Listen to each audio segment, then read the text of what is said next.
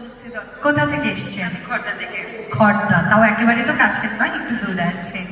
Bike কতদিন ধরে চালান সব? আমি ক্লাস 4 থেকে স্কুটি চালাচ্ছি। উড়ি বাবা! আর আমি একটা স্কুটি ট্রেনিং সেন্টার চালাই। আমি মহিলাদের স্কুটি বাইক শেখাই। তাহলে দেখুন আমাদের এইরকম মানুষ, আমি তো আপনাদের মধ্যে থেকেই সিলেক্ট করলাম যে আপনি আসুন। তাহলে আমি একটু বিজ্ঞাপনও দিয়ে দিই, যারা আমরা এসব চালানো শিখতে চাই, একটু মহিলা হলে সুবিধা হয় না? তো তাহলে প্লিজ কন্ট্যাক্ট, কারণ এগুলো আমাদের দরকার হয়।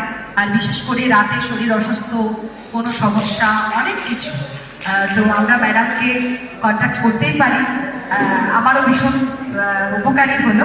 আচ্ছা, এবারে বলুন, যখন প্রথম এমনি একটু টমটম দেখতে আপনাকে, হ্যাঁ, তো এটা হয় না আমাদের সমাজে, একটু এরকম মানুষজন দেখলে একটু চেলাচালি, তারপর তো এখন সমকামী মানে তো বুঝতেই পারছেন, সেগুলো নিয়ে তো একটা বিরাট ব্যাপার।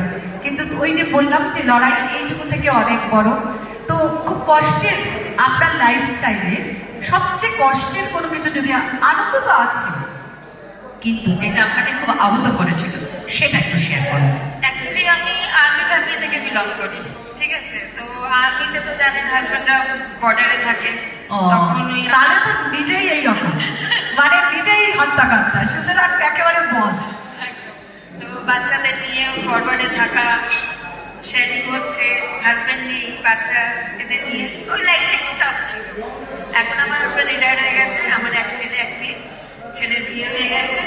হাজবেন্ড পছন্দ করেছিল যখন, তখনও এমনই ছিলেন, তাই তো?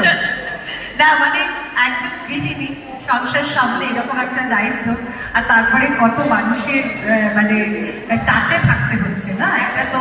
এখন অব্দি আমার 550-র উপরে স্টুডেন্টস হয়ে গেছে। ওয়াও, থ্যাংক ইউ, সবাই একটু জোরে আসতেন। মেনলি যারা সাইকেল কোনোদিন ধরেনি তারা এখন স্কুটি চালাচ্ছে। ইভেন আমার স্টুডেন্টরা এসেছে আমার সাথে। কোথায় স্টুডেন্টরা, কোথায়? ওয়াও ওয়াও ওয়াও, অনেক ভালো থেকো তোমরা, খুব ভালো থেকো। এইরকম একজন টিচার, এইরকম স্মার্ট টিচার পাশে থাকলেও একটু বেশ মনে হয়। শেখাচ্ছি আমি মহিলাদের। এটাই অনেক অনেক শুভকামনা দিদি, খুব ভালো থাকুন।